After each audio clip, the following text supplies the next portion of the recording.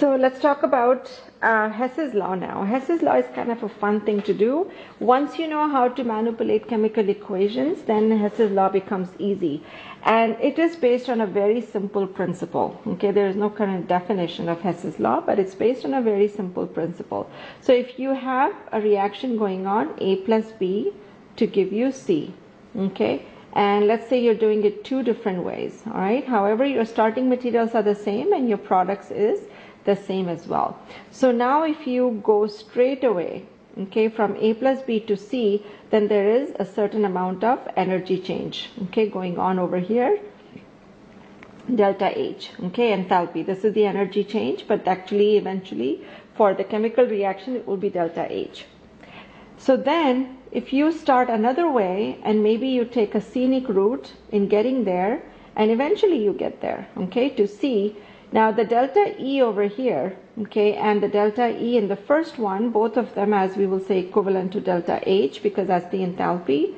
So the enthalpy for step 1 and step 2 is going to be the same. Okay, what that means is that you can take whichever route you want, okay, but your enthalpy is always going to be the same. So no matter if you take a straight route or if you take multiple steps, okay, to get there. Why? Because all you're looking at is the energy change from, or the enthalpy change from, reactants to products. So the reactants and the product here are still the same distance. How you got there is up to you, okay, but the distance has not changed. And because that distance has not changed, delta H value is still the same, okay, and so that is the principle of Hess's law. So one of the ways that we actually found delta H value or enthalpy is through calorimetry.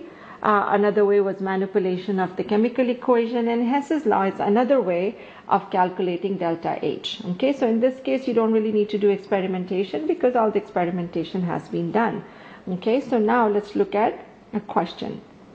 And the question is C graphite, which is carbon graphite solid, going to C diamond, carbon as in a diamond, also solid, and what is the delta H value, okay, for this, and what is available to you, okay, given that equation number 1, C graphite solid plus oxygen gas is equal to carbon dioxide gas, and delta H value for this one is minus 394 kilojoules. And a second equation is also given to us, C diamond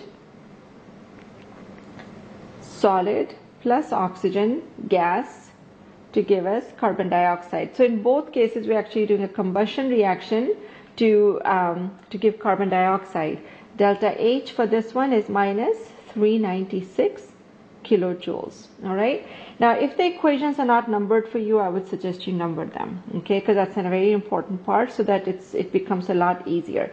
So there are the two equations given to us, carbon graphite going to carbon dioxide and carbon diamond going to carbon dioxide as well.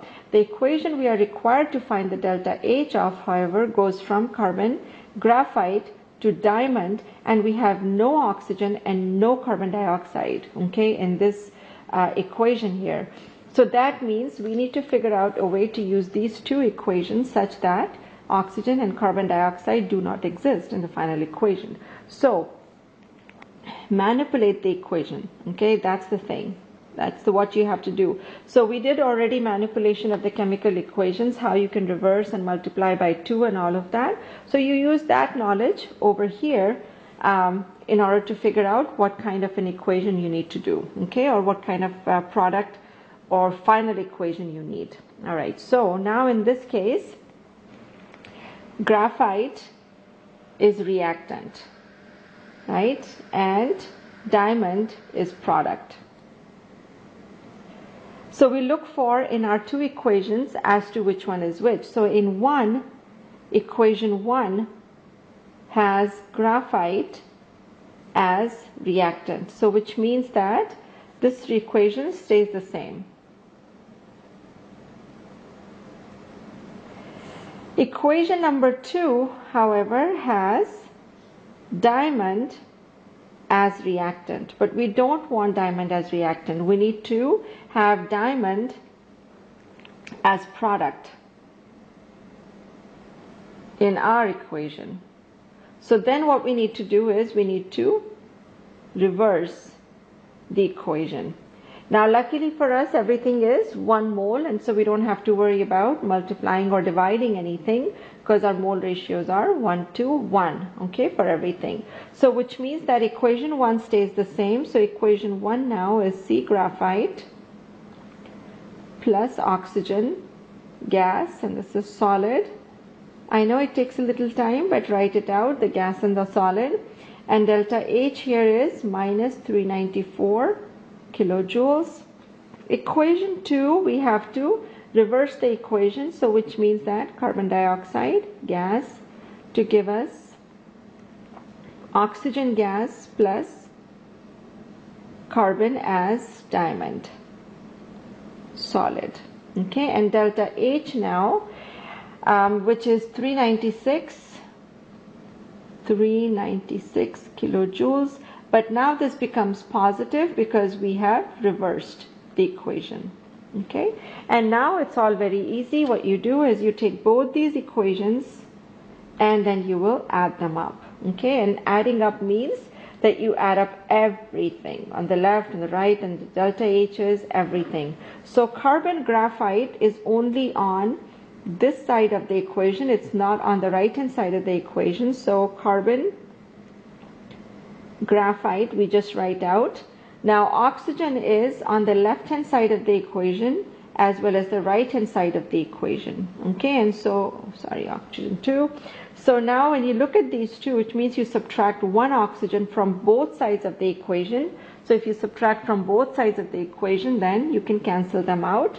So then on the left hand side we still have carbon dioxide, and we also have carbon dioxide on the right hand side here. Again, since this both are 1 mole, you subtract 1 mole of carbon dioxide from both sides. Okay, so again no more carbon dioxide, and then carbon of diamond, that is left behind. So then C diamond, okay, solid. So those are the only two things that are remaining now from the equation. So no matter whether you combusted it or did not combust it, you finally have your equation that you need from two different equations.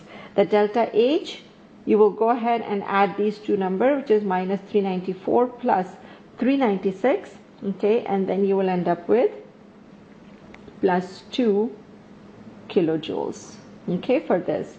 So that is how you manipulate these equations. The only difference between manipulation and Hess's law is that in Hess's law you may be given more than one equation, and if you're given more than one equation, you need to see if you can come up with your final equation using both of these equations. And how do you manipulate that? Okay, so I have one more example there for you if you want to look at.